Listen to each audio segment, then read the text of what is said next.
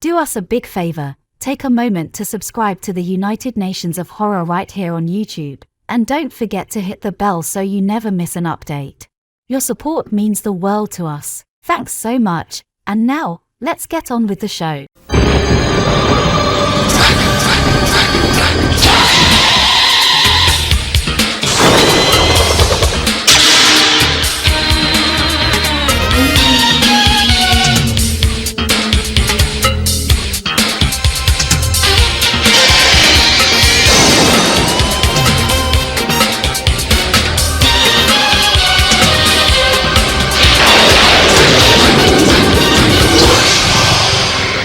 Welcome on, bienvenue. Welcome to the United Nations of Horror with your hosts, Mark and Jason. Hi, Jason. Konbanwa, Mark. Konbanwa to our listeners.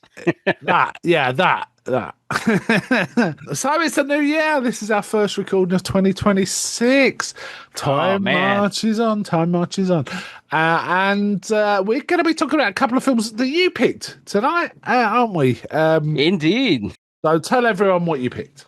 Vampire Hunter D and Vampire Hunter D Bloodlust.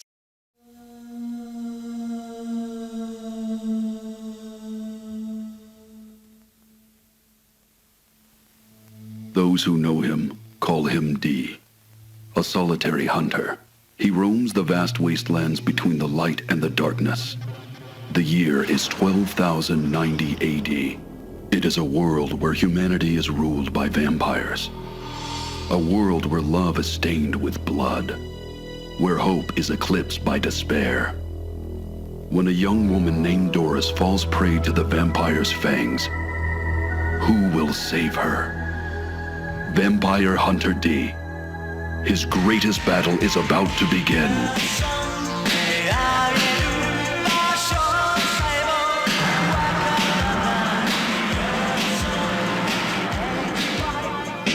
This is it, the spectacular science fiction horror romance that started it all.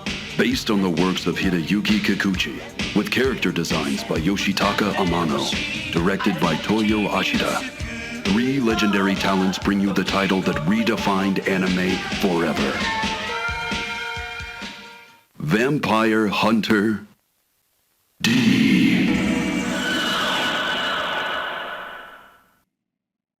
Is this your first time seeing both these films, Mark? Both of them, yes. Oh, yes. So it's also a Such Sights episode. It's a Such boat, yeah, it definitely is. Yes. Very cool. I thought I'd seen them, but I had them totally mixed up with something else. So, yeah. And I'm not very well versed or immersed in the world of anime. I am in some Japanese anime, Studio Ghibli, for example. And I've watched a few anime TV series. I really like, for example, Cowboy Bebop. I've also watched things like Attack on Titan. But I have to say my favourite anime TV series is probably One Punch Man Season 1. One Punch! And, yeah, that guy. I love that one. Awesome. Oh, yeah. So great. Yeah, Season 1 is awesome. Season 2 was a bit patchy for me because there was whole episodes with no fight, which is like, what? This is One Punch Man. I also really like Afro Samurai. I feel like that's really cool. That's a great one. So these were new to me. Why'd you pick them? I've started a channel, a thing called Anime Late Night that I'm doing on YouTube, and I'll plug that more at the end of the show. But this is one of the ones that's, I guess, kind of in the public domain / unlicensed realm here in certain countries. So it's one I was able to show on YouTube, and we're going to be doing a similar things with horror movies in the future with UNH. But I mean, I've always loved Vampire Hunter D. It's probably one of the first animes I came to, along with Bio Booster Armor Guyver. It's got everything I kind of love when it comes to anime, like the horror aesthetic. And in fact, the author of Vampire Hunter D, Hideyuki Kikuchi, he was highly influenced by Hammer horror movies. So I think it kind of it's a natural fit for me. Yeah, I mean, certainly naming of the characters is there. You can kind of tell. We'll talk about that as we get into it. I'm not that knowledgeable about anime. I know there were Japanese sort of comic books / volumes been going for ages, right? Like, for example, Lone Wolf and Cub. But I don't really know anything about anime. Is Vampire Hunter D is like one of the big ones, is it? It is definitely one of the big boys, particularly in the United States, and a lot of that is because of the streamlined video distribution of it. Now, Streamline Video was a kind of an early anime company for VHS, and they would bring over certain titles, and one of the titles they brought over for rental was Vampire Hunter D.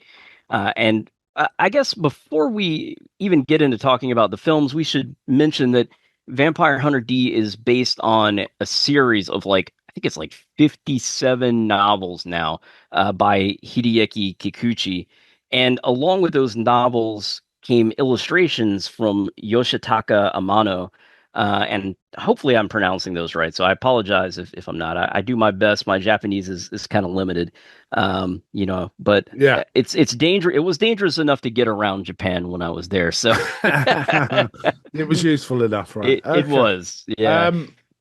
I have to say, you can sense a lot of the influences that went into this, and I feel like it probably influenced a lot of other pieces of work since. Is my I feeling. think, yeah, I think so. After the animes, or after the first anime, I should say, there were a series of audio dramas, which I've actually never been able to hear, but I'd love to. And then there was a PlayStation 1 video game that came out. I want to say it was either early 2000s or 1999 that Right. I've played a little bit of, and it's a lot like Resident Evil, and it's based Okay. on Vampire Hunter D Bloodlust. So, Yeah. um, Yeah. and we'll talk about some of the influences, I'm sure, as we go along. But the first one we're going to get into here was an original video animation, which meant that it came straight to video in Japan. These were really popular in the 80s and the 90s, and so they're like a little bit lower budget than a full-fledged like animated film, from Japan or of course in America, but still, based on the books, right? And then the second one actually is a full-fledged film from Madhouse, who is like the same producers, or the same animators who did like Ninja Scroll. And I mean they've done just countless amazing works like Hellsing, so a Yeah. lot of really high quality animation. But yeah, I'm excited to get into this, Mark, and excited to hear what you thought of these. Well, I didn't realize the first one was a significantly lower budget than the second. I felt the style was a little more basic, but I didn't feel it was particularly low budget. I just thought the second one had evolved some, That's how and I that's why felt it was too. different. Yeah. That's all I felt. But otherwise, yeah, my feeling about both films, I can kind of sum it up fairly easily. I have trouble with anime films generally because the plots are very thin. That's not quite right. They kind of don't hang together the same way as a Western film. Right. You understand the sequence. They just kind of jump from scene to scene. There is a plot and it progresses, but it almost feels like you're watching a wonderful set of set pieces rather than a coherent story, right? Yeah, that's very fair. Yeah. Which to me means I have trouble remembering the stories. Actually, not so much because they're fairly straightforward, actually. But you just remember these wonderful set pieces, right? And they're kind of bonkers. And honestly, while I was watching, I was thinking, I feel like some of this is influenced. It's going back to like the Beatles' Yellow Submarine and that sort of surreal vibe of it just being a set of scenes rather than a story. There is a story, but the story is way in the background compared to what you're seeing on the screen. That's kind of my feeling on them, which means I have trouble remembering them, except for the really top tier set pieces. Though I do remember they're bonkers, I'll always remember some stuff from both of these because Right. it's so bonkers. Yeah, I think that's one of the things that I look for in anime, because there's so many different kinds of anime, from your slice of life to your horror, or your just dramas, but I look for kind of the bonkers stuff, and that's always what has attracted me, I guess, to anime, is that it's kind of just crazy.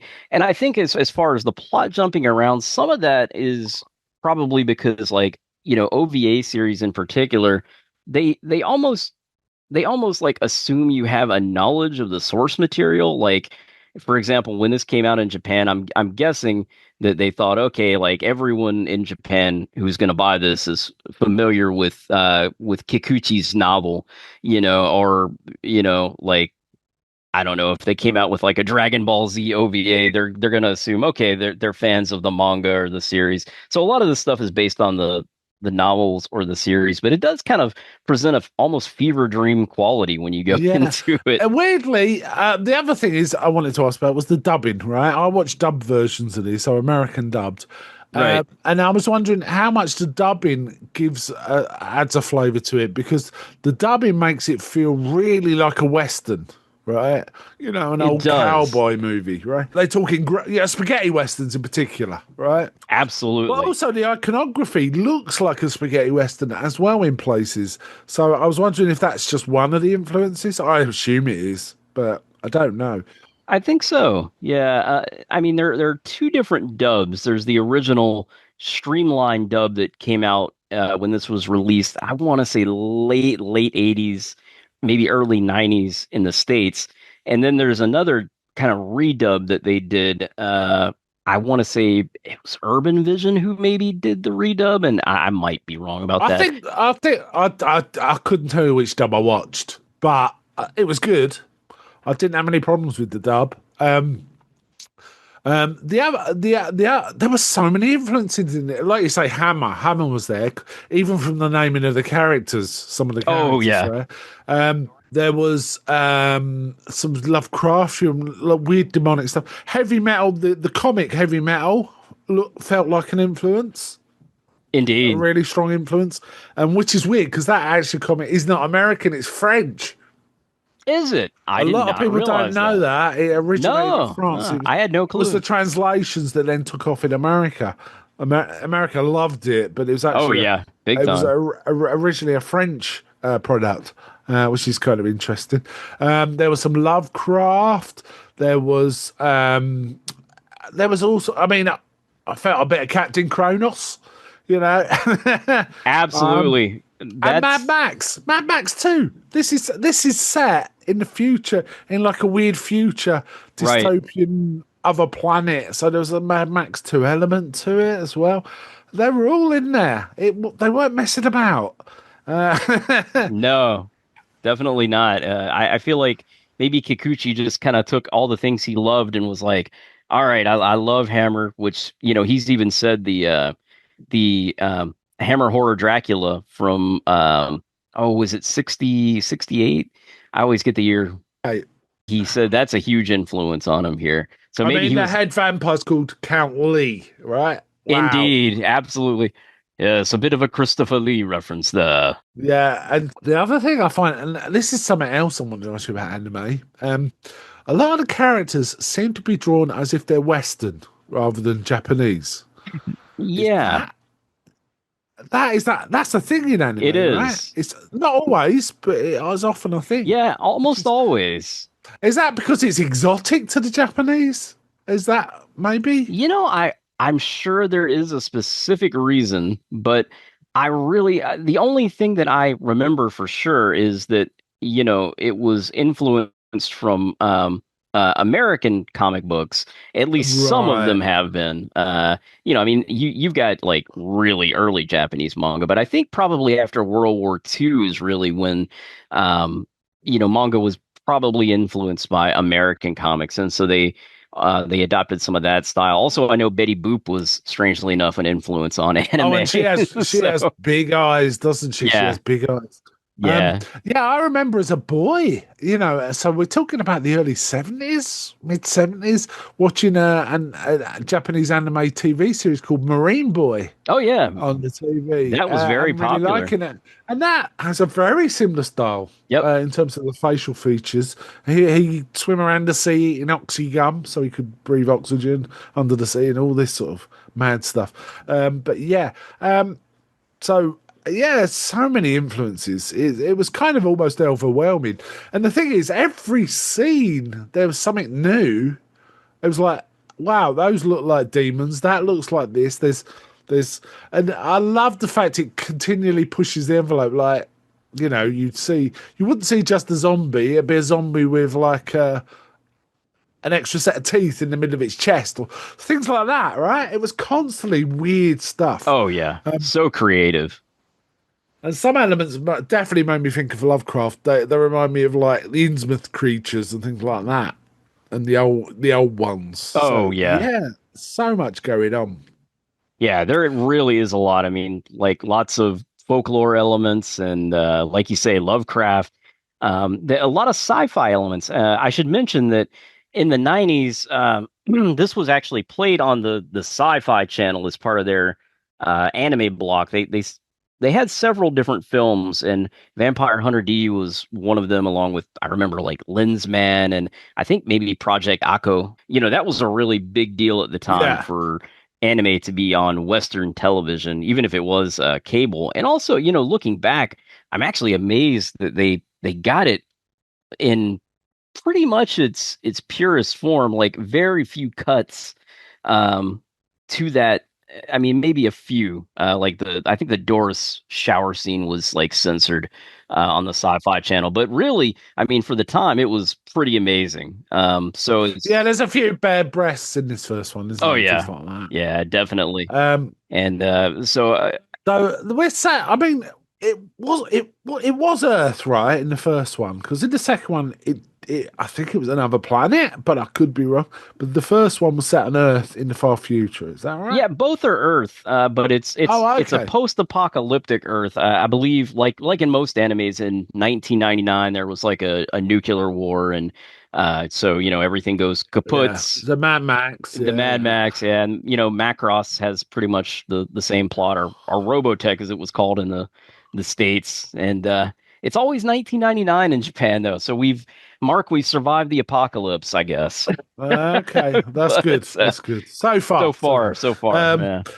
so what it is Earth is kind of really run down, but vampires are kind of the popular being, not popular, the prominent controlling beings, but they're kind of being worn down by vampire hunters. One of the, our hero, Vampire Hunter D, is one of them. Turns out he's half human, half vampire, right? Yes, he's A a Dampier. dumb. Is that that's what the D stands for, right? Well, we don't technically know. A lot of people think it's like possibly something that links to Dracula.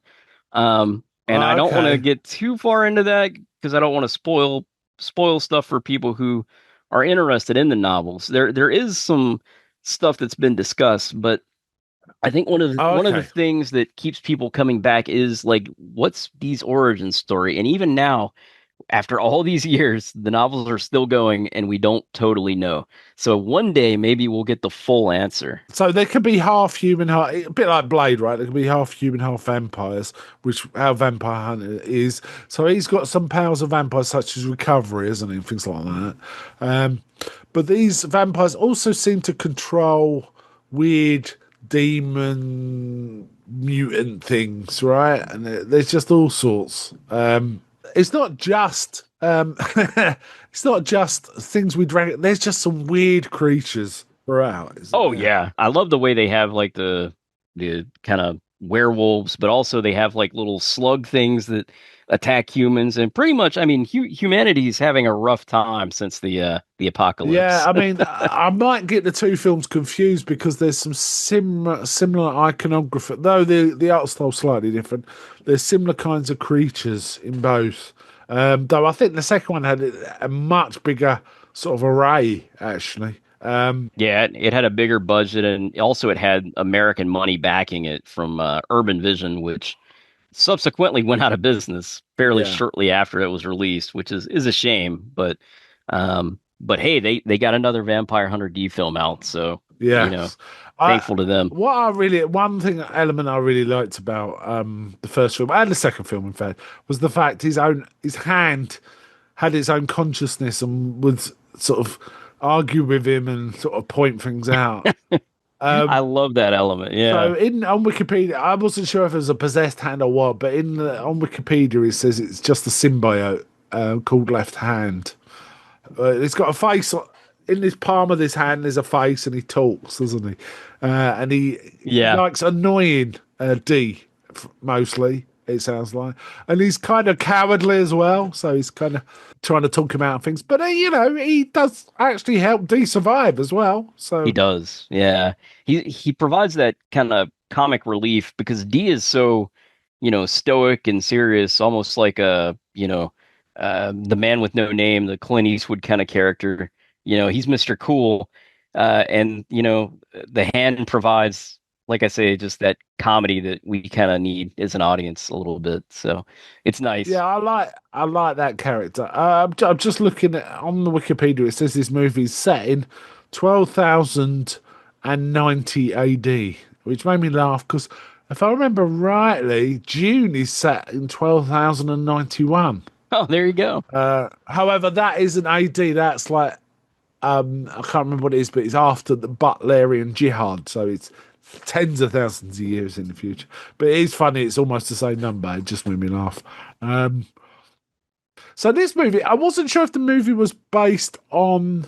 Oh no, it says it is based on a novel, Right. of the same name. So presumably that was the first novel about vampires. You mentioned it was 26 or something. I think there's like 56, I want to say. Oh, 56. Sorry. I got that wrong. So this I appears to be believe. based on the first one, which was from 83. Yeah. Yeah. So, I'm just yes. confirming that number. Yeah, over 50, I know that much. But that's crazy. Around 56 is what I have. Around 56 books. That's a hell of a set. Yeah, right? yeah. So I think this is based on the first book. And I mean, around this time, anime was really big in Japan. Like, it had kind of blown up, and the OVA was big in particular. It was like, hey, if you're a fan of this manga, or in this case, a novel, if you got an OVA series, you were always pretty stoked because you knew you were going to get something high quality animation, because OVAs had like better animation than your typical television series. It's just like higher budget. So I mean, for years and years, I always thought that this first Vampire Hunter D was a film, to be honest with you. But the second one is an actual film release. Right. Oh, yeah, no reason to think it's not a film, is there, really? It comes across like a film. It's fairly, it's an hour and 20 minutes. It's a short film, but it's still a film. Yeah, it's funny. So this first one features Doris, doesn't it? Doris, who is, it says here, the orphan daughter of a deceased werewolf hunter. I did pick that up from, I don't remember that bit, but I know she's bitten by Count Lee. Yes. This very, very big Christopher Lee-like kind of imposing vampire lord who's apparently 10,000 years old, because she was on his domain. Talk about wrong place, wrong time. Yeah. So then she hires Dee to kill the vampire because she's been bitten. But if she, it wasn't entirely explained, but I presume if Count Lee dies, she then gets to live. Not become one or something. Yeah, that's what I assumed too. I don't know that they ever really explained that, but I guess we're just supposed to kind of know. I think plot is kind of secondary, as I already mentioned. It's more about the set pieces, and every scene's a set piece. Let's face it. There's not much downtime. No, not at all. Is there? It goes from fight to fight to fight, and it's kind of cool. With the standard tropes you'd probably be used to. I mean, a lot of them we see later in things like Pokemon and Dragon Ball Z, right? Of when a fight happens, you see a static image of someone posing to attack while the background's swirling past them, to give it a sense of motion. There's a lot of that kind of stuff. I don't know where that originated. I don't know if this is one of the places that kind of thing started. But, I don't know. It is in here. Now I'm curious. There's not much of it in here, but there is some. Yeah, I know Speed Racer was one of those early ones, but I mean, there's probably way earlier anime than that. I always joke that, like, oh, that's their money saver when they do that. With the swirling background. You don't really see that much in today's anime now that things are so computerized. But that's one of my criticisms about modern anime, Mark, is that like all this stuff was hand drawn by artists, and I mean, to me, Yes.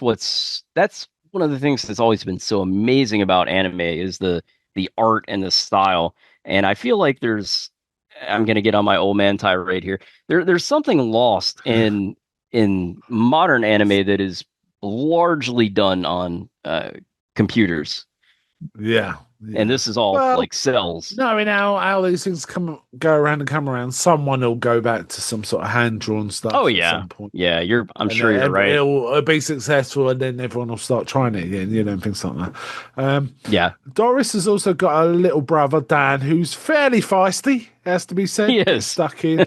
And also, they go to the town where there's this kind of douchebag. It's a bit like Beauty and the Beast or something like that, Oh yeah, The mayor's son is kind of got all the girls, but he wants Doris, and his name, he's got a really weird name, Greco-Roman, Rohman, Greco-Roman.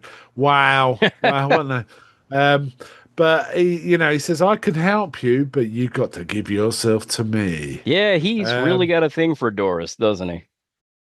Yeah, I think the talk is the sheriff and that want to lock her up because she's got the bite on her. But old D sort of talks him out of it, and then he says, no, wait until I kill Count Lee, right? But that night, three minions of Count Lee turn up. There's a guy called Ray who's really interesting because he kind of can. Does he like shift time or something? He's got abilities, isn't he? Yeah.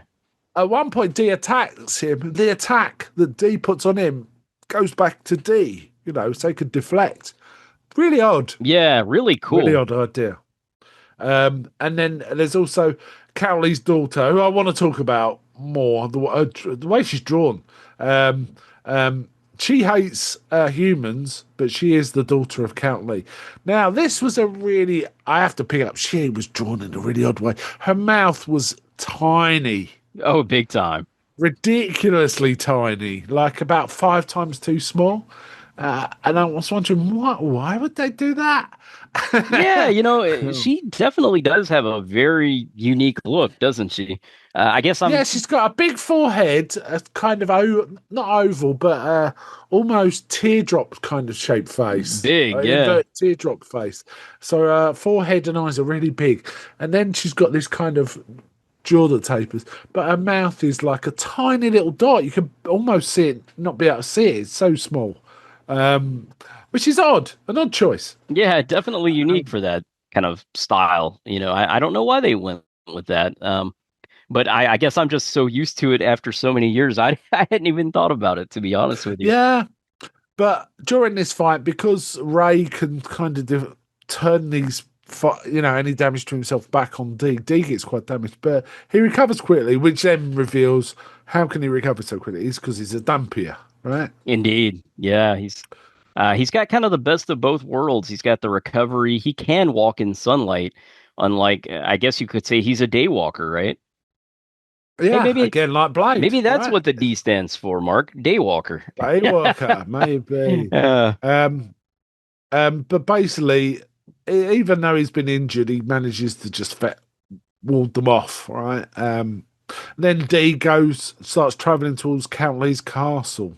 The left hand thing kind of took me by surprise because it was cold. It was introduced cold. It was like, what? Who's talking? What's going on? Oh yeah. So yeah, I wondered the same thing. I'm almost like, okay, does D have like multiple personalities? You don't really know at first, and then you figure out, oh, it's the hand, like this living organism. This also made me think. When that happened, it reminded me a bit, and it also made me think: is 2000 AD a bit of an influence on this? Because some of this post-apocalypse stuff is a bit Judge Dredd. Yeah, could be, and a bit like Rogue Trooper and Strontium Dog, things like that. And also, there is a character, Rogue Trooper, who is a soldier whose equipment talks to him. So he's got a talking helmet, he's got a talking rifle, he's got a talking backpack. And part of that charm of that story is he has conversations with his own equipment and they argue about stuff. And this hand made me think of that, right? Left hand made me think of that. Yeah, I do wonder. That certainly could have been an influence. Yeah.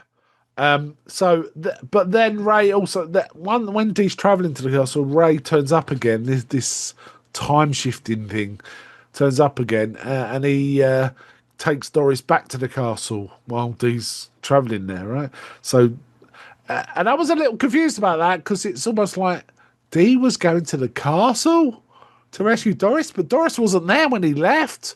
But then she was, so then this is the sort of thing where the plots kind of feel secondary. Yeah, I always get that. Even rewatching it, I'm always like, huh, that feels a little weird. Like the way they kind of pace that. It's definitely different than your standard Western kind of story, right? It would have made more sense if at the point of them attacking Dee when he was weakened, Doris gets kidnapped at that point. Right. And then he's got a reason otherwise his reason was to go and kill the cat, right? Because that was his job. But it's all it doesn't really matter, I suppose. Yeah, it's just a different, definitely a different kind of way of storytelling, I guess. And Japan, particularly at this time, they definitely kind of were just so different, which I think is one of the things that really appealed to me as a young man, teenager kind of. I was like, okay, this is very different from like the standard Western movie. And in some ways good, in some ways not, Now, when I look at it now, I do think like, I think if I was, writing this for film, I'd probably do more of a standard Western storytelling, Yeah, because it makes more sense. I think we have to put our Western sensibilities aside somewhat. We really do. As best you can. It can be quite jarring, but it's more like this is a spectacle rather than, a plot A to B to C plot. It's more like the plot's more like A to C, go back to B so we can do C, but we've already gone past B, but, and all that kind of stuff. Right. However, what then happens is Greco sees that Ray is meeting someone at some hotel, and he goes and demands to give access to some secret room so he can observe the meeting. And then there's some conversation in that room that he observes about a special incense, which suddenly Greco has, right? Indeed. You don't see how he gets it; he just has it. Yeah, I mean, I assume he's made a deal, and that's how he acquires it. At least that's kind of just what we as an audience, I guess, are left to assume. But I do kind of wish they had shown a little bit more of that. Yeah, I think there needed to be a scene of, when you think about it, a scene of Greco swapping the two candles, because later on Ray tries to use it, it doesn't work because Greco's got it when it does work, but we don't get any explanation. It's just like, well, it's not working, and now suddenly he's got it. How's that work? I don't know. Yeah, I'm not sure about that either. Greco observes this and he's like, ha ha ha, I could take it, and all this. And then Ray manages to get hold of little Dan, as a lure for Dee, and then Dee comes and fights. But Ray's trying to weaken Dee with this bright flashing thing, but it doesn't work, and he's expecting Dee to be held up, but because of it didn't work, and Dee actually managed to get close enough to damage him, cuts off his hand. Yeah, that part was so cool. Like at the time, it was cool. I mean, like I don't know. I wonder how it would hold up today for younger viewers. But man, at the time, I was like, oh my gosh, like. Yeah, I'm starting to wonder if we should even discuss the plot, because it's more like discussing the set pieces, because I don't want to keep picking apart the plot. Because, because of these weird inconsistencies. It doesn't really matter. You either like this sort of thing and you go with it, or, it did bother me as I was watching it. However, I accept that that's me. And, this is not a sort of film I'm used to. maybe we should just talk about more about the set pieces. to be Yeah, I think honest. that's probably There's some- a good idea. I mean, there is a good comeback around this, but cutting off Ray's hand later on. He fights D and cuts off D's hand and basically leaves him dead. And it kind of, hand for hand. Very Star Wars kind of thing, right? Indeed, yeah. But the hand has its own consciousness, doesn't it? And manages to crawl back to D and reattach itself and sort of manages to rescue D, which is kind of cool. Yeah, I love this scene. One of my favorites when he's trying to bring D back because he's like, okay, if I don't bring him back, this other creature is going to essentially eat D. And so he starts like, I won't go into too much detail, but he starts like eating the soil and everything to bring him back and smacking D's chest and just really creative stuff, stuff that, you just would not normally think about. Yeah. There's also some nonsense with Greco using the candle and it affecting Doris because she's got bitten, so she's got a touch of vampire in her. So but Dan comes to the rescue, a little Dan. Yeah, he's awesome. And sorts out Greco for a bit. And then Doris starts going on about how she and D can escape all this. And D's like, no. D's like, I'm too cool for this, man. Yes, I'm too cool for this. I'm the man with no name. Forget it. Right? Exactly. Yeah, and then Greco turns up again with a candle, but Ray just kills him flat, right? Yeah. So there's that. Basically, they catch Doris again. She's taken back to the castle. And Ray asks the Count for eternal life, but nah. Yeah, I was like, man, he could at least be like, hey, maybe in the future, or we'll set a date or, something like that. Yeah, he says, don't ask me again for another 50 years. And Ray's really mad. Yeah, he's because by then, I mean, he's like this kind of mutant werewolf. Yeah, so he ages like normally. But yeah, he like you say, he's going to be an old man, and he doesn't want that. He wants to, have that that vigor, I guess, when he's immortal. So, yeah, pretty messed up. I'd be mad too. And then the Count is leading Doris to the wedding place through these really, really cool graphics and imagery. This big castle, walking along a big walkway. A little Dan just comes and tries to attack the Count, but he kind of just bounces off. The Count doesn't notice him. Yeah, and he plummets apparently to his death, but in fact Ray rescues him because Ray's mad at the Count, right? He wants his revenge at this point. Yeah. So then D does turn up again and starts fighting the Count, but the Count seems to be way, way, way too powerful, right? He's kind of overpowered in a way, or at least it seems, He got all these psychic powers. He can conjure things. But then it turns out D's got his own powers and manages to Have you noticed D's sword keeps changing length as well? I think that's deliberate, right? His sword somehow changes length. I didn't even notice it, actually. He's got what is it, a Nodachi, I think? Like a curved sword. Yeah, I don't know what it's called. I want to say it's a Japanese sword, very with a fine point. Yeah, with a fine point. Very like a unique kind of sword. Really cool. It's not a katana or anything like that. It's something. Yeah. Basically, he gets Lee in the heart, and then the castle starts falling to pieces. And the daughter's there too. I mean, that's part of it, isn't it? The daughter's kind of stick to your own people. Doesn't the Count reveal to the daughter that her own mother was a human?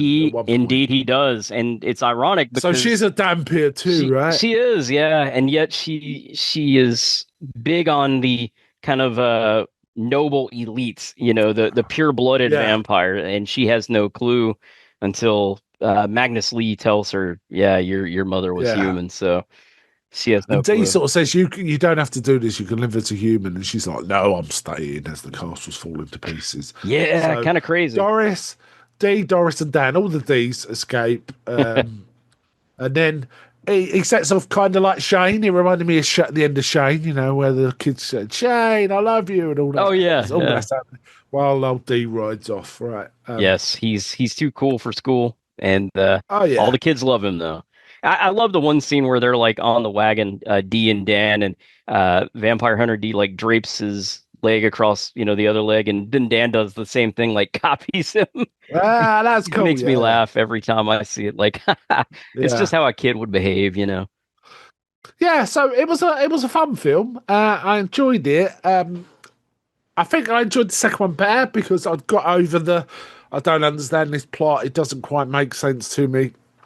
And I just took in the second one for what it is. Though I think the second one had felt a little more coherent in that sense, actually. Or maybe I was just over it. I don't really know. But yeah.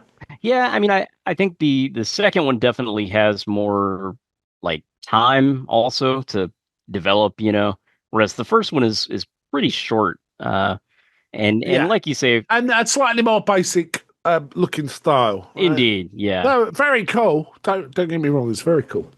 yeah, So this is an action-packed film, I will say. I quite enjoyed it quite a bit. yeah. In many ways, this could be an action zone itself because there is so much action going on. But there's Yeah, it's all definitely action there's a lot of all the horrific time. elements in there as well. So Yeah, blood and it's not suitable for children. This no, no, not at all. or maybe 12 or 13 upwards. I'm not really sure. Yeah, I'm yeah. trying to remember.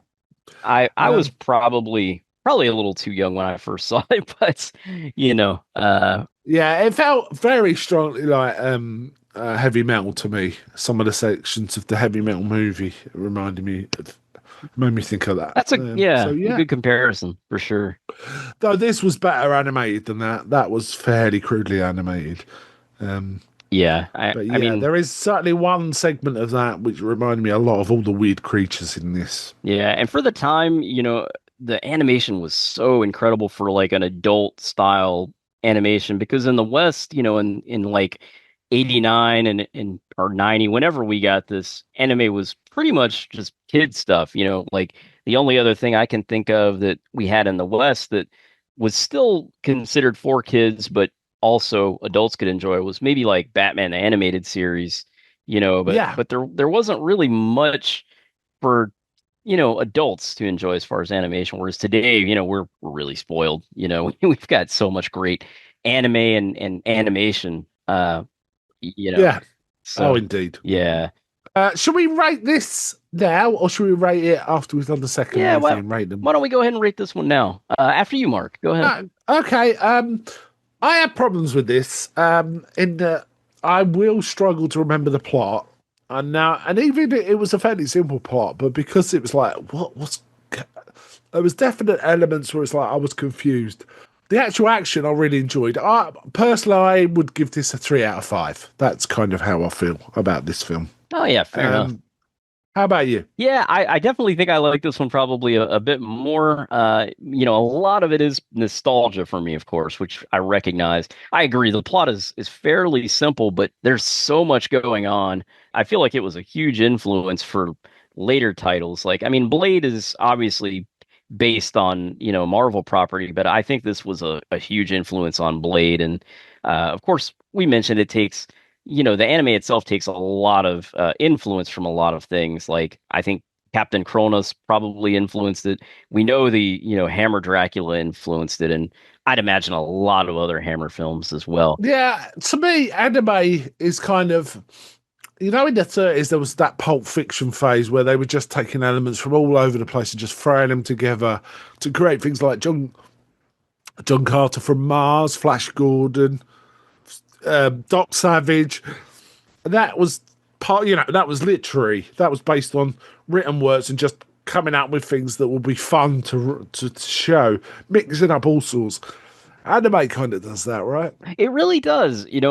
Anime. It's certainly almost like a I don't know how to put it any better, I guess. Throw it in a blender. Throw it in a blender. Yeah, exactly. It has so many influences, and because there's a lot of anime that like you're like, okay, this is definitely like Western influence, like Vampire Hunter D, or like a Crying Freeman. Whereas then you have more Japanese centric anime like a ninja scroll that focuses on stuff that's in Japan. But just so many different styles. But man, I love Vampire Hunter D to this day. The original is still really awesome. I think what it lacks in plot, it makes up for in style and animation, which is it's kind of strange to say, but I guess the like sometimes the art style itself is sort of a major selling point of anime, at least for me. So I'm gonna give it a 4 out of 5 actually.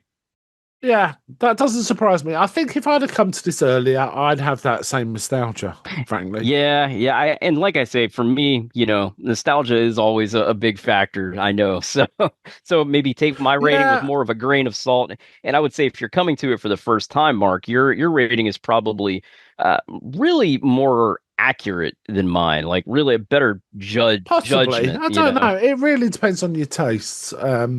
I think. Yeah. Well, all and film your is history. subjective, right? Oh yeah, yeah. Okay, let's get on to the second one. Vampire Hunter D Bloodlust. Made in 2000, this one.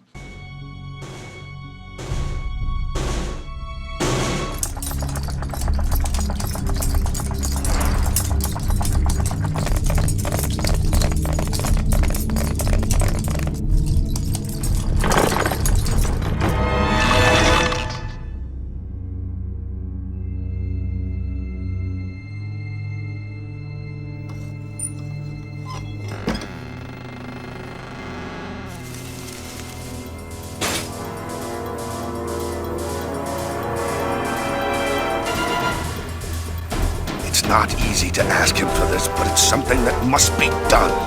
It's about my sister. 2 nights ago, she disappeared. If you find her changed, can you see that her death is without suffering? We've got some competition. I've hired the Marcus brothers, and they've got a head start on me. So that's the guy, the Dunfield Hunter. D. She's out of her mind! If you go in there, you're never coming back! Oh, I'm coming back.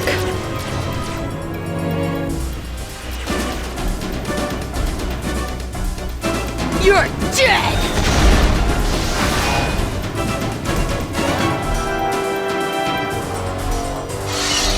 She's here by her own choice, Dunfield. I suggest you save your sorry ass now and leave us to travel in peace. I would if I could believe you, Meyer. You kidnapped the girl. I'm afraid you have to die. I want you to stop your protection of Meyer. You know, you make me laugh. That's a good one. Someone paid me $100 million to protect my ending. Can you top that? Well, you drive a hard bargain there, old man. What if I can? You really are entertaining me, Mr. Stranger.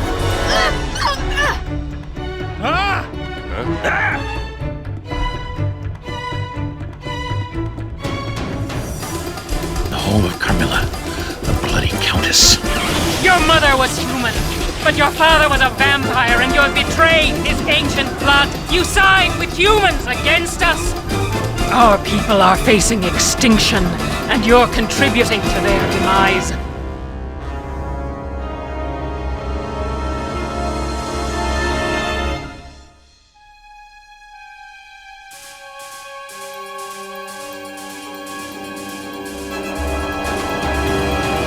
Don't know what it's like, Charlotte, to live forever in darkness eternal, forever thirsting for blood despite your best intention. Listen, Meyer. The woman says she wants to go back home. I don't believe it.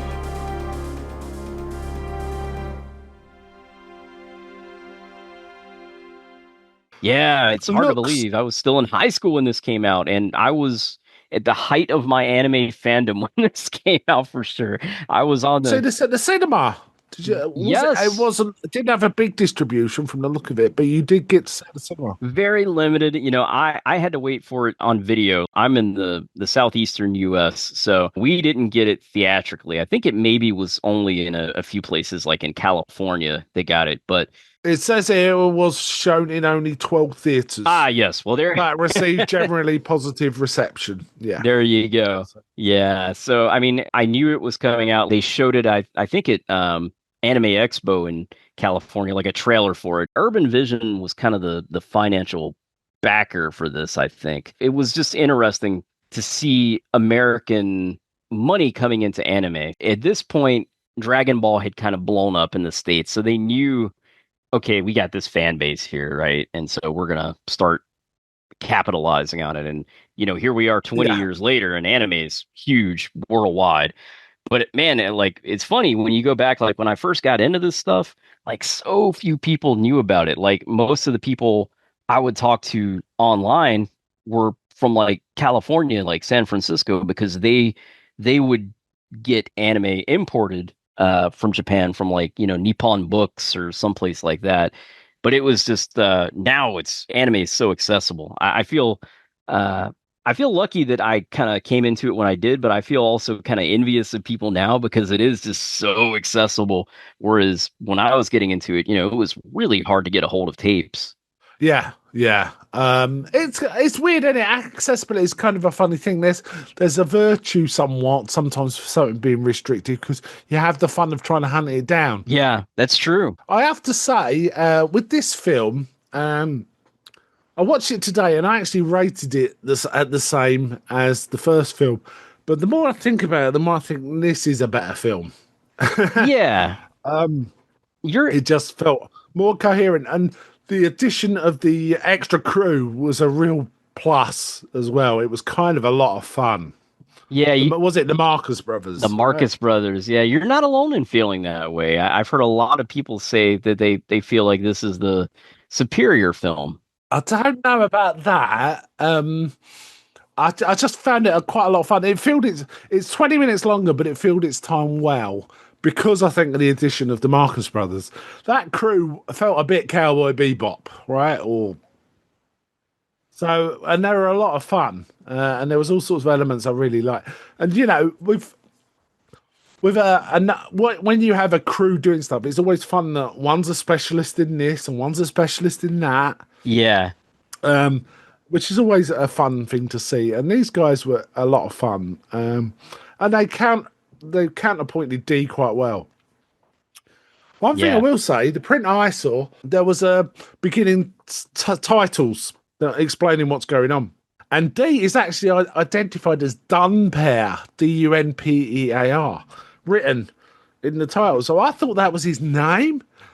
And they kept talking about it through the waltz here. And then when I realised, it's just maybe a corruption of Dampier, right? Because Dunpear sounds like Dampier. Because when they talked about Dampier, sometimes it was about him.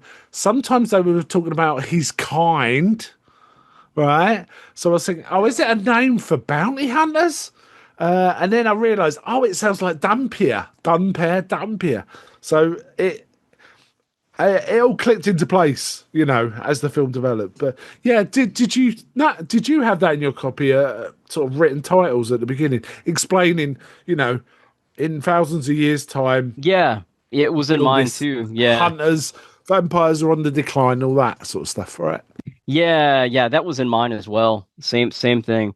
But I guess I kind of knew all this stuff previously, so I didn't think too much about it, right, Whereas when you're coming to it new, I totally get how you could be like, what? Yeah, so this film is set after the first. Well, yeah, it's clearly after because the vampires are on the decline, and it talks about how their decline has been helped by the vampire hunters.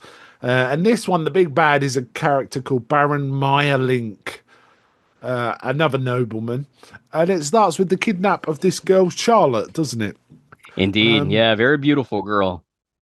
Yeah, and immediately you see it's a richer anime style. It looks richer, doesn't it? Yeah, this is Madhouse Studio again, the people that do like Ninja Scroll and later on like Hellsing. So I mean, I feel like it looks like Hellsing. Yeah, it does look like Hellsing. Yeah, I honestly I feel to this day that Madhouse is still like the best anime studio in the world. I mean, a lot of people will say like Bones, and you can always debate, I guess, which is your favorite depending on what kind of anime style you like. But man, I just love the way Madhouse films and anime series look, and this is no different. Just the the style is unbelievable. And again, this is Yeah. all still like hand-drawn cells. This is not like computer generated stuff. Well, there is a little bit of computer generation in here at one point.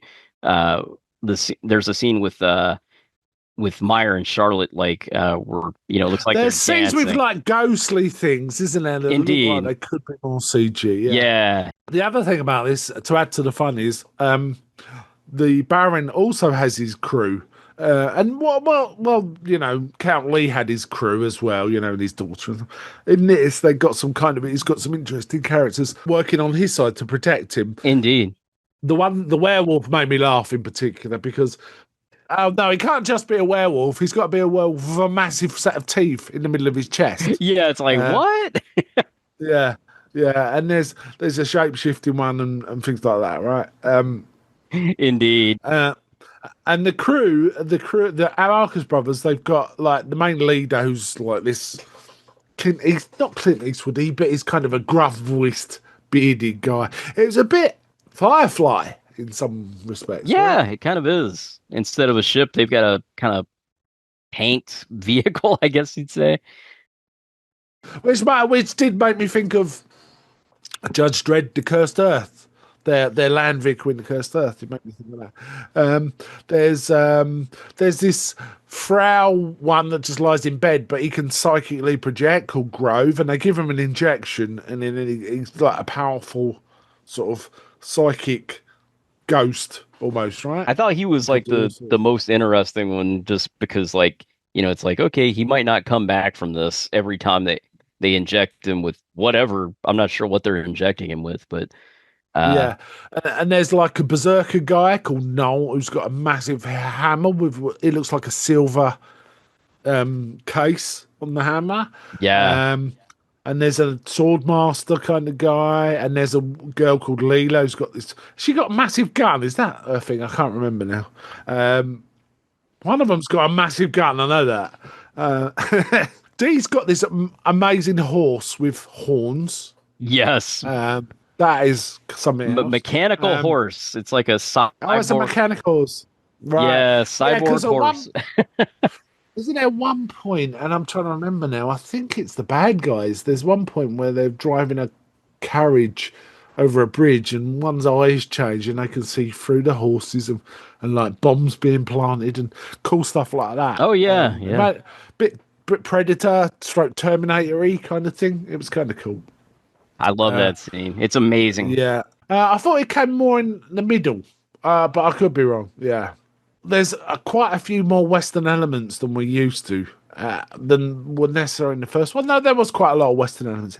For example, Dee goes into a town and the sheriff tries to take her in, but an old man kind of holds the sheriff at gunpoint and tells Dee to leave. And it turns out Dee rescued him when he was a little boy. Yes, this is actually my favorite scene in the film, Mark. I love this scene. Like it's really impactful. I felt it's setting up lore that the Dampiers don't age; they're immortal. In fact, Yeah. It's so interesting that this old man, remembers. Like he's like, "I'll never forget what you done for me."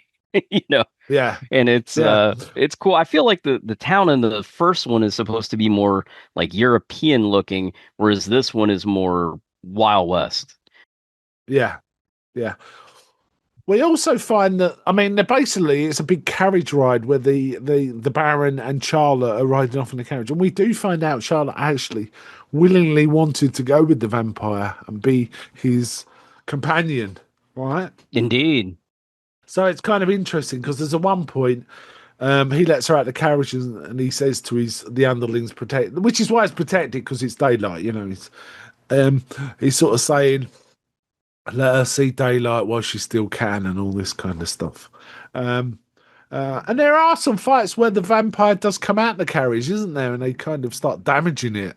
And the Marcus brothers are kind of gloating about it and stuff like that. Interesting. Yeah, I like the little skirmish, I guess you would call it, that they have there. I wasn't expecting that twist, actually. So, yeah, it was kind of interesting to sort of see that. But ultimately, they're going towards the castle, and this is where I did laugh, because the castle they're going to belongs to, get this, Countess Carmilla. Elizabeth Bathory. Indeed. Which is mixing up two vampire stories in one. Amazing. Yep. Oh, only would Japan do that, right? I loved it though, and I really like the presentation of this vampire. She was really cool. Oh, I agree. That big red dress and stuff like that.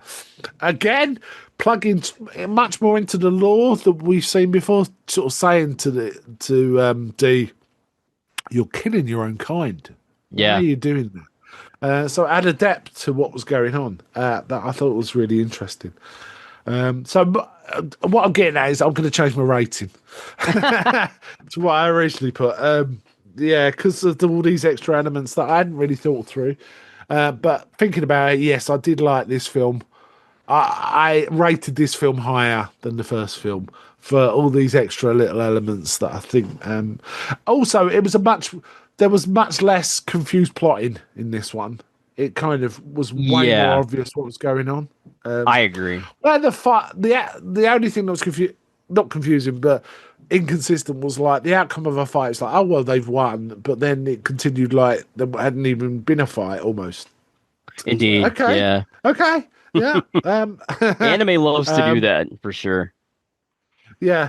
We also get Lena having weird flashbacks of herself as a little girl and stuff that sort of illustrates her history. I like that element a lot. Lots of stuff going on. Yeah, she absolutely hates vampires for good reason because she kind of has the Whistler storyline going in a bit of a way. Yes, yeah, in many respects, yeah. Now this is interesting because when the Count and the Baron and Charlotte get there, they're kind of double crossed by Carmilla, who really only wants Charlotte's blood. Is that right? I think so. Yeah, she's all in it for the blood. Amazing castle, and there's all sorts of weird beasties as well going on in this. There's quite a spectacular fight at the end. Weirdly, Dee doesn't kill the Baron, does he? He impales it on a sword, but the vampire actually says, "Why didn't you go for my heart?" Indeed. Yeah. And he just walks away. I assume he's taken a bit of what Bathory said to heart about killing his own kind. It does seem like that. Yeah. Yeah. Is there also a bit of chat about who's the father might be? Stuff like that. There's kind of suggestions around that, but I can't remember specifically. There is one point where one of the vampires goes to a big image and starts saying, "Count Dracula, our king," and stuff like that. There's a direct Dracula reference in this. Oh, is there?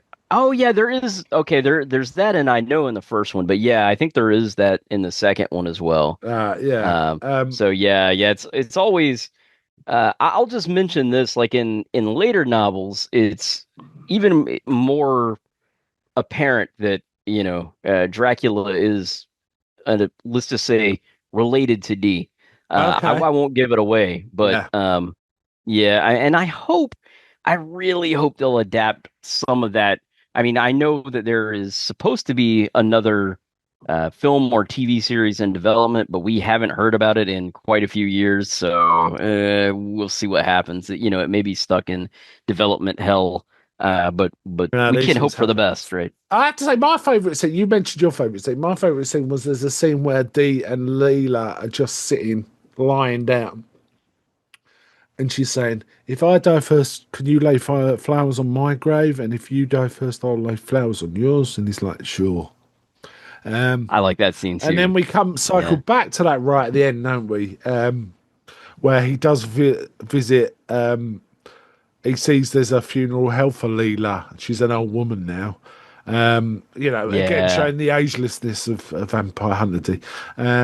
And there, Dee encounters Leela's granddaughter, who kind of recognises him and asks him to come spend time with her family. And all he says is, "No, I won't, but I am glad there's someone here to lay flowers on her grave. She would have liked that, right?" Indeed. So impactful, man. And he says something like, "I'm glad she was wrong. She thought no one would be here to lay flowers on her grave." Yeah, it's so nice. Good ending. Good ending. Yeah. I love that she's had this life despite all that she had been through. We know she's had children and grandchildren and obviously lived a full life since this all she went through. So yeah, that scene gets me every time when he's at her funeral at the end. I'm like, oh man, Yeah. really cool. Yeah. So yeah, I love it. Yeah, so emotionally more satisfying film as well, which also I agree. affects my rating. Okay, cool. Really, loads of action again. The story was a little more coherent, I thought, but it was still set piece to set piece from scene to scene, mostly. Though there was some scenes where it slowed down. For example, the scene where Dee and Lena talk about laying flowers on each other's graves. So I thought that was a good addition. And it felt a slightly more mature film because of that, right? I agree. Yeah, the pacing is a little bit better for sure. Yeah. In this, and it, like you mentioned, it makes better use of its time as well. Yeah. Do you want to rate this, or shall I go first? Yeah. Why don't you go first, Mark? Go ahead. I did originally rate it as a 3 out of 5, but I'm gonna go up to a 3.5 out of 5. Though I feel that perhaps of the two, I'm gonna more likely rewatch this one, and I feel that there's a possibility that rating will go up in a future rewatch, but until I do it, I don't know. So I'm going to settle on a 3.5 out of 5, but it's a strong 3.5 for me. What about you? Very cool. Yeah, I'm actually probably, in the past I've said I prefer the original, but I think really when I rewatched this recently, I enjoyed it even more this time. And I mean, it had been a long time since I had seen this too, like probably close to like 19 years or something like that. Wow. So, yeah. So I really enjoyed seeing it again, and I think I probably actually give it the same rating as the first one. But I do think this one has a better story, whereas I like the style of the first one better, like the feel of it, if that makes any sense. But I do think overall this one is a superior film to that. But I have about the same level of enjoyment for both films. I love them a lot. Obviously I'm a big fan of vampires and anime. And to me, it's like peanut butter and jelly. You put them together and it's like even better. Perfect. Yeah, exactly. Because I mean, mentioning Helsing, love Helsing. But I don't think there would be a Helsing if there was not a Vampire Hunter D. Vampire Hunter D came first, and still absolutely two of my favorites. And same with this one, man. So good. Yeah. So good. Yeah. So always fun. Cool. We should mention, that this film had an interesting release because the Japanese dub actually was not finished first. So strangely enough, when this came out in theaters in Japan, it had the English language dialogue with subtitles, and it wasn't until the film was released on DVD in Japan when it had the Japanese dub. So one of the really rare instances where like an anime film comes out with an English audio track first. I haven't really talked about it, but I thought the dub was really good as well. Yeah. But I thought the dub was good on the first film too. Oh yeah, me too. Yeah, good dubs. These, so quite enjoyable. Yeah, I did look it up, and the redub of Vampire Hunter D was actually not done by Urban Vision. It was done by Sentai Films. So, okay. Kind of interesting for those anime aficionados out there. Yeah. But yeah, I mean, these are definitely fun. I think, I mean, I can kind of go back to particularly the original anytime, but it had been a long time since I saw Bloodlust, and now I feel like, yeah, I'm going to go back to that more often too, probably around Halloween. Cool. Yeah, good idea. That's a good time to watch this, I think. Right. I did ask for some feedback, but it's fairly short notice, a bit shorter notice than we used to. And we got one piece of feedback from Lucas Dickinson. Hi, Lucas. Lucas, what's up? Which you actually replied to, so I'll read out what Lucas said, and I can read your reply to. So what he's now what he's talking about here is stuff I have no knowledge of. So feel free to jump in and interrupt me if you can fill out some of the details here, right? So here we go. As a horror fan, I have surprisingly not seen any of Vampire Hunter D. Well, hopefully, Lucas, this might spur you on what we've talked about.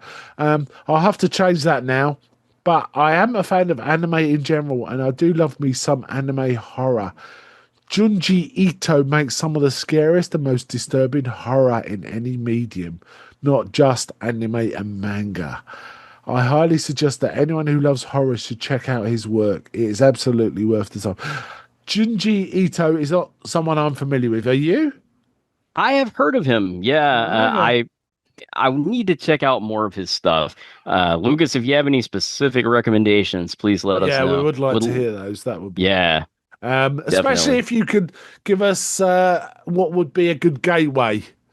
Don't unless you feel like we need to be thrown into the full horror immediately. That's fine too. But if you think there's a good one that would be a good gateway one, that would be great to sort of help us along, right? And then you've replied saying you're doing. Well, I'd say something you possibly want to talk about now. You're running a stream called the Anime Late Night. Do you want to talk about that now? That seems like sure. I'll just go ahead and mention it. Anime Late Night is basically just my goal is kind of to recreate the anime clubs of yesteryear. I guess used to have anime clubs where people would get together and kind of watch anime, and this is just sort of that, but on YouTube. So every Monday, which we're taking the old sci-fi channel cliche that they used to call Anna Monday. So every Anna Monday on YouTube at 11 p.m. I'm playing some anime. So we invite everyone to join us who can make it, and we just chat as we watch the anime. You can go to youtube.com/@RetroRyu, which is RetroRyu, and you'll see the live stream like it's upcoming. I usually get things set up about a week ahead of time, and then I make announcements too. So if you want to subscribe and ring the little bell, you'll get the announcements. So I always put like reminders, like this Monday we're going to be showing this, and it's just a good excuse for anime fans to hang out, and I do try to play more of like the, I guess, more hardcore anime, like whether it's action, it's not just horror, but stuff that's kind of quality, but stuff that's out of print. Now I should note that if any of this goes back into print, like if there are any US publishers that get this stuff, I'll be pulling it down, of course. Yeah. But until it's licensed, we're able to show it, which is kind of a nice little loophole. So yeah, that's kind of what we're doing. And then we want to do a similar thing, Mark, with United Nations of Horror. We haven't actually set up any streaming dates yet, but that's on my agenda. Yeah. Probably by the time this episode goes out, there'll be an announcement. But we're trying Facebook. to do a time which suits more people, right? Exactly, because we want to include our friends in the UK and in the US if possible. So, it'll be a much earlier start time for that. So it'll be like 10 or 11 p.m. in the UK, I'm going to guess. And what, 5-ish, 4-ish, or 6-ish, or something, I don't know. In the US, something like that, I imagine. Yeah, definitely an earlier start time. Yeah, and we should, something you've set up, we've also got a Discord channel as well now, haven't we? We do, yes. And so I suggest put in the details about the Anime Late Night and the Discord in the show notes, so whoever is interested could look at the show notes for this podcast and the YouTube of it. Indeed, and follow it up that way, right? And you're very welcome. We've only just set up the Discord. We're kind of just discussing: should we have more channels? Should we add channels so that there's discussion rooms for movies and TV and books and whatever, anime maybe? I don't know. It's new, so at the minute it's one chat room, right? Which is probably a good idea until we get some more people in there, and then it seems natural to start splitting out the discussions. I don't know. Yeah, that's kind of what I was thinking as well. But right now it is just new, and we're a very relaxed group of people. We like to keep it that way, so no drama or anything. Just wanted to send a thank you to Kevin Matthews, who has sent us some suggestions how his is set up. So that's useful for us to think about those things in the future. So that's very kind of him as well. Yeah, thank you very much, because that definitely helps. Yeah. I use Discord up until this. Maybe like once a week, because I have some friends that are on there, some old high school buddies. I used to use it more when I used to game more and do sort of social gaming, but I don't do that much anymore. So I don't really use Discord, but it is still quite a good chat channel. The thing is, it gives you so much options that it can be a bit daunting when you first go on it. When you go on the channel, it's like, well, where am I supposed to look for people? But if we keep it simple, i.e. one welcome room and one chat room, it kind of is a no-brainer where you go, right? So yeah, exactly. If you're new to Discord, don't worry, just jump in. Yeah, just jump in. It's just another way of talking to people, that's all. And the other thing, I mean, we're not getting rid of the Facebook. We just want to mention that, the Facebook group is staying there, but the Discord, primarily the other reason for having it is the ability to stream some movies, that we can also watch together on there. Because YouTube is very strict, and I get it on what you can and can't Twitch show. Too. We've had not issues, but we have to be very careful about what we put on Twitch for common watching, don't we, as well? So we have to always make sure we're in public domain only for that. Exactly. Discord's a little more relaxed. Let's put it that way. A little more. So yeah, we at least for the time being, we're able to kind of show a little bit more. So again, if there's anything someone is like, oh, this would be cool to watch as a group, we'll be open to those suggestions, we can play those together. So awesome. Yeah, just a good way for horror fans to hang out. Okay, I think we're about done. Do you want to lead us out? Yeah, let's do it. Well, thanks everyone for listening, and Mark, thanks again for hosting. And thanks to those who are watching on YouTube. We appreciate you for checking out the United Nations of Horror, as well as our Action Zone episodes. So come join us on our Facebook community. We are at www.facebook.com/groups/UN of Horror. Yeah. And you can find us on YouTube at www.youtube.com/@United Nations of Horror.